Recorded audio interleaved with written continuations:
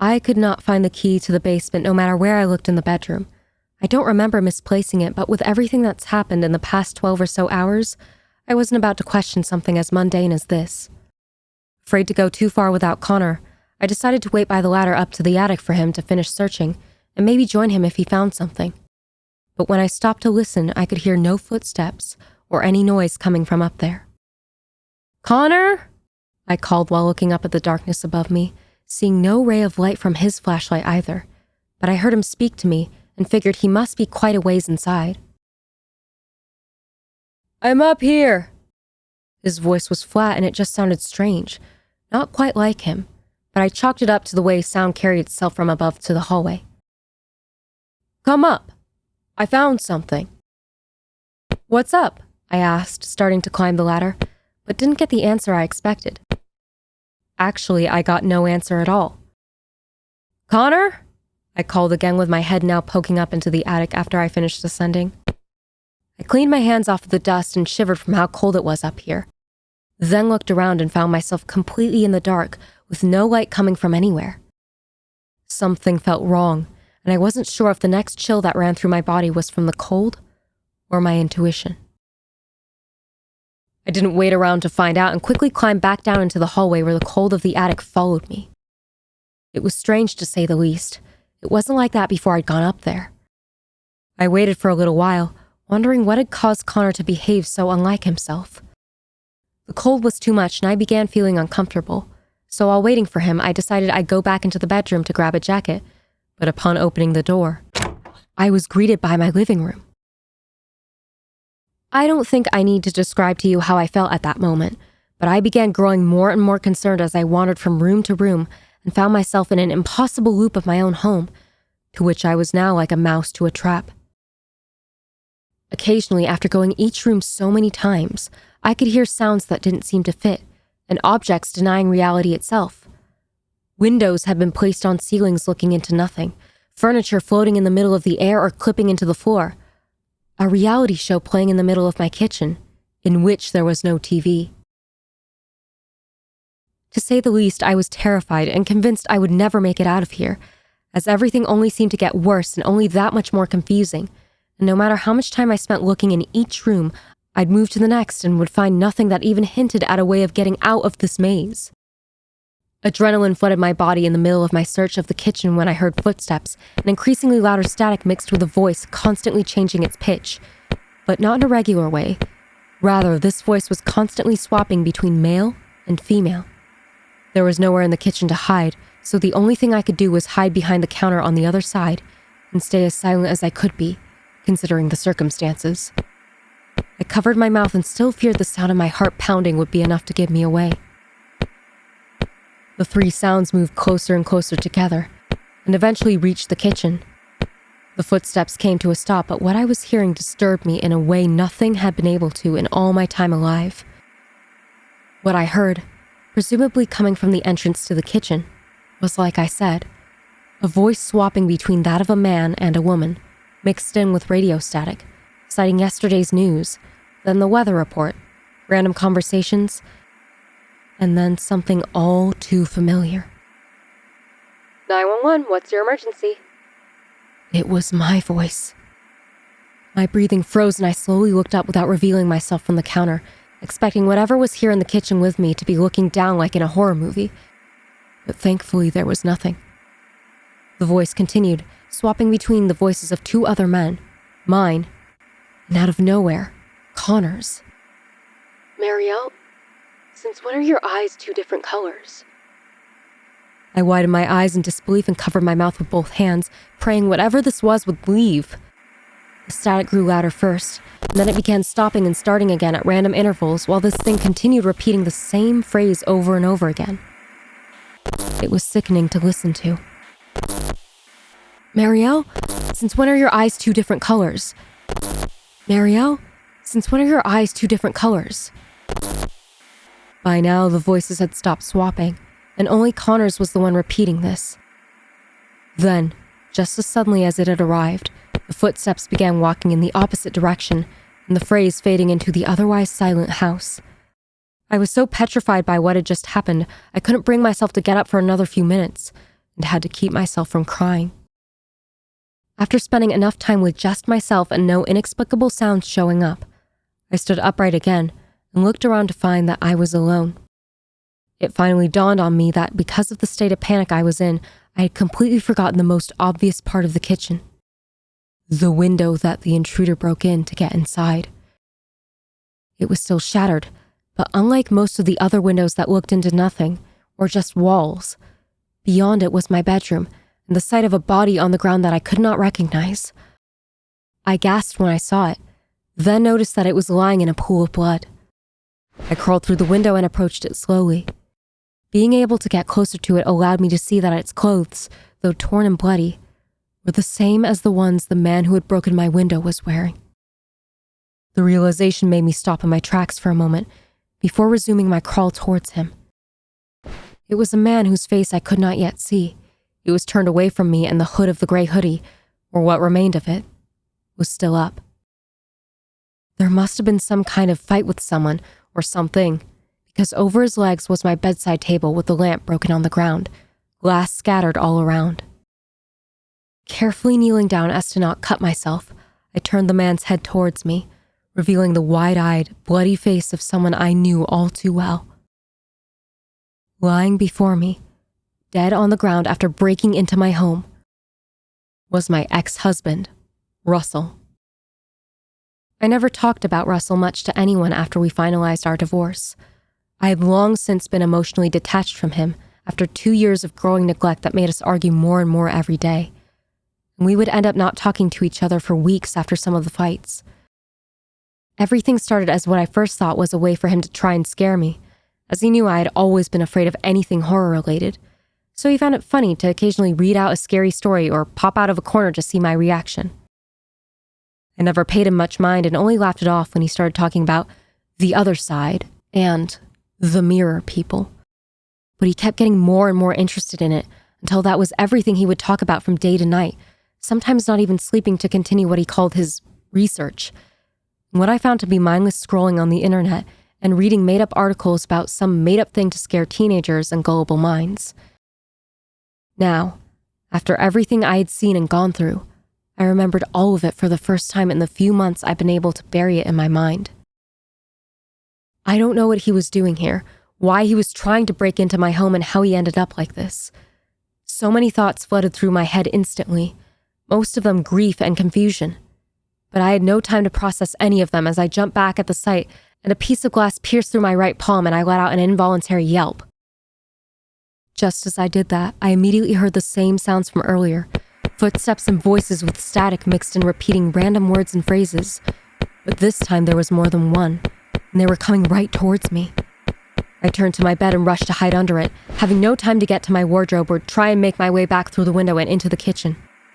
The covers were hanging loosely and covered half the space below the bed, so if I stayed quiet, I'd have a chance to go unnoticed.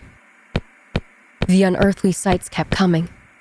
Rushing into the bedroom were 3 men, 2 in police uniforms whose movements were unnaturally stiff, and their faces expressionless, their eyes not even moving, and the third was not Connor. I mean, it looked like him. It had his face, but it was changing expressions every less than a second. From a smile to nothing, to a grimace, to sadness, to every single emotion you can think of. His clothes were the ones I'd seen him in when he changed after we went to his house. Only their colors were changing rapidly. And then in the blink of an eye, he was wearing a suit. Again, the colors changing and mixing. What terrified me the most about the view was his limbs. Like I mentioned, the policemen were totally still and unmoving. But this Connor's look-alikes limbs were spasming and flying around in movements the human body simply couldn't perform. One moment his arm was by his side, and the next it was raised backwards 90 degrees, instantly afterwards pointing forward, then clipping into his body, before returning to normal again. And his head snapped violently from side to side, as if his neck were constantly breaking and repairing itself. Their presence brought with them the static, but once they'd entered the room, the voices had stopped, and they just sat there for about half a minute, before the static began ringing so loud I almost had to cover my ears, and then the 3 just disappeared. They were gone, as if they'd never been there. I waited to see if anything would return again, or if I'd hear any noises, but the only thing was total silence, and the body of my ex-husband uncomfortably close to me while I was hiding. I crawled out from under the bed and took one more look at him before quickly jumping through the window into the kitchen again. Only this time it led me back to the hallway with the attic. There was sure to be emotional fallout from this, but my brain was not letting me process it now. Before I can even look around, I was tackled by something into the wall and my mouth was covered, preventing me from screaming no matter how hard I tried. I started throwing my hands erratically into this thing, trying to hit it and make it release me, but it only began shushing me and reduced the strength of its grip. I opened my eyes to see Connor, bruised and disheveled, his clothes dirty and stained with blood. He stared at me and spoke. "Blue eyes." He then looked at my bloody hand and let me go, before that pressing a finger to his lips, telling me to stay silent. Seeing him so beat up while the rest of those things looked, well, completely abnormal and impossible to even exist, and considering the fact that if he was not the actual Connor and wanted to harm me, it had the opportunity to, but didn't. "Connor?" I whispered and eyed him up and down. He really had it rough somewhere. "Is it you? The real you?" Yes, quiet, Marielle. Something's here. It's not human." Connor was more afraid than I had ever seen him, and he gave the impression of someone who was not easy to scare. "We need to find a way out." "How did you end up here?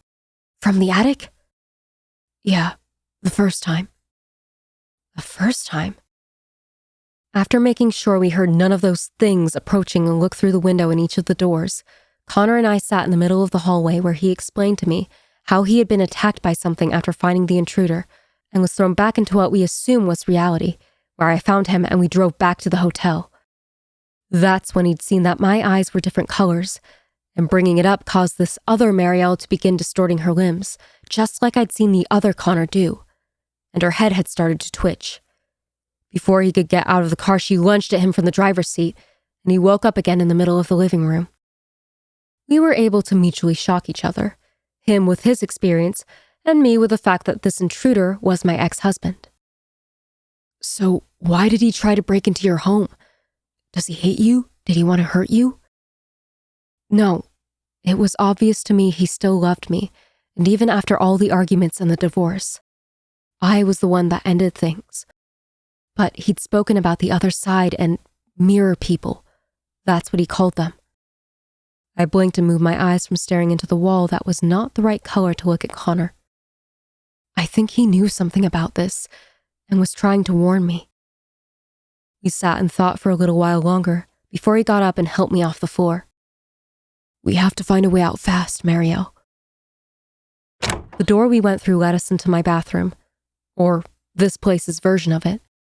It looked exactly like it normally does, which was unusual, aside from one thing, and that was the mirror, which did not have its usual reflective surface, but was instead looking into another bathroom.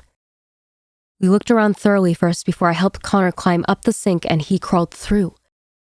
The second he did, however, he disappeared, and I was left all alone again. Afraid to turn back and unsure of what else to do, I started making my way on the sink with one leg and through the mirror with the rest of my body. Halfway through, I turned in reaction to hearing an ear-piercing scream coming from a woman mixed with the undertone of a male voice and the damn static. Charging through the door of the bathroom and right at me was me.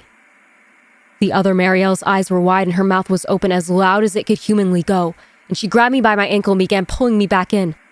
I held onto the edges and screamed, using my other leg to kick at her hands, but she would not let go, only intensifying these inhuman screams that will forever haunt my nightmares.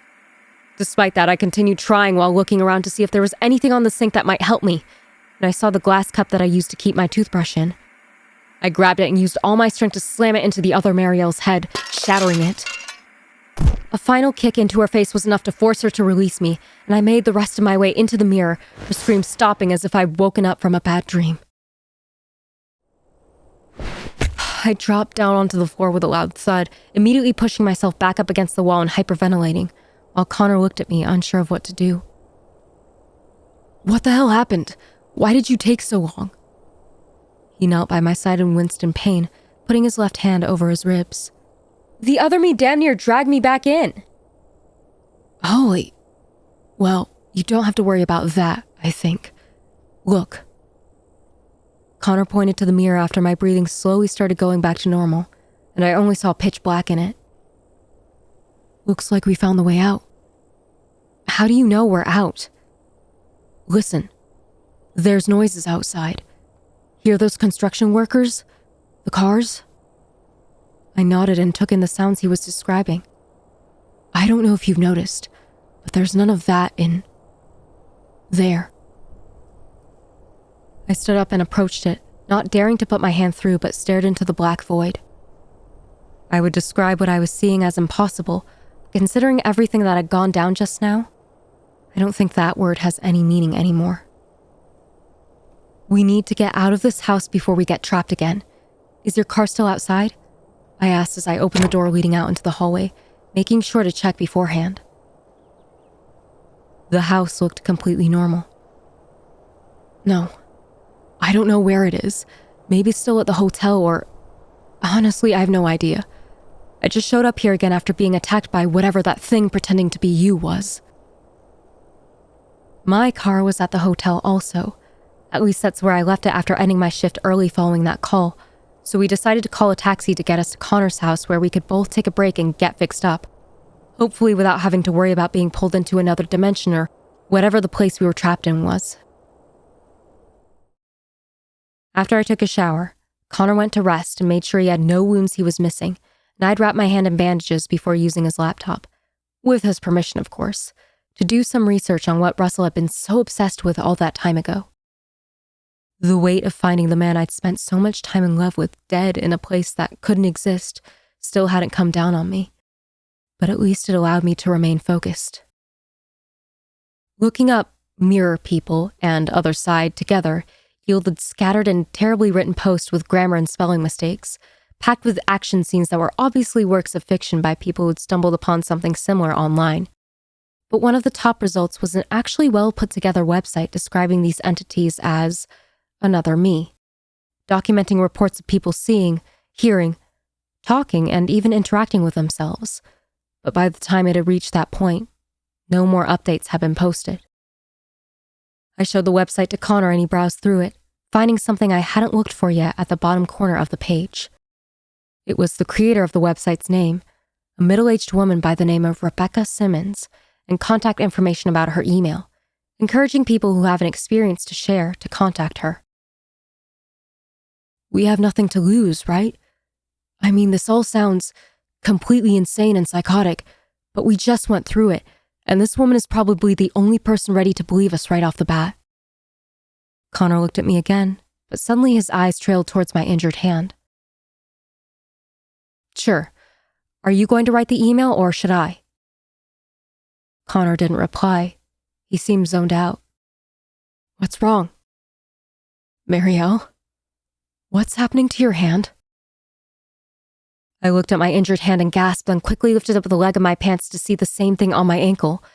At the same time, Connor lifted one side of his shirt enough to see where he'd been attacked. My hand, ankle, and that part of Connor's torso were pitch black.